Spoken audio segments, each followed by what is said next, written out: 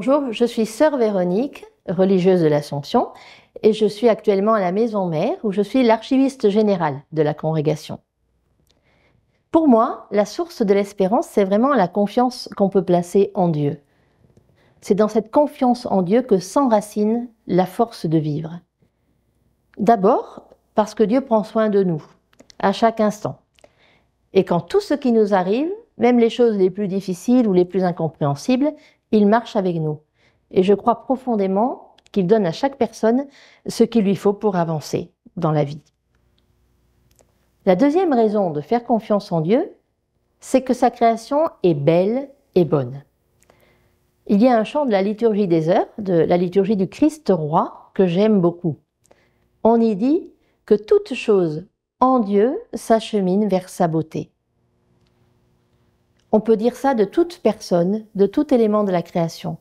Celles et ceux qui cheminent avec Dieu marchent en permanence vers leur beauté, vers leur propre bonté.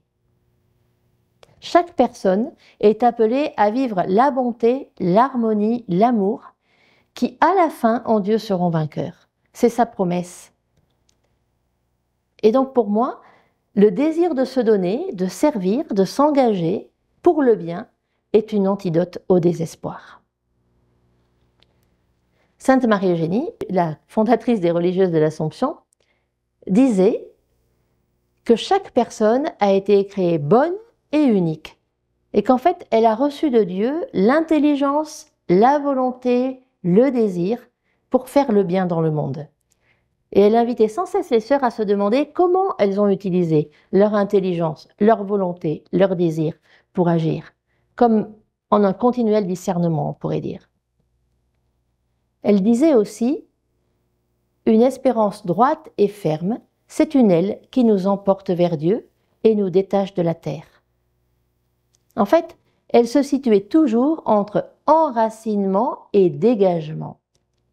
Plus notre cœur est en Dieu, plus nos racines sont dans le ciel, alors pour elle, plus on peut vivre avec joie, avec engagement, avec espérance dans notre monde tel qu'il est.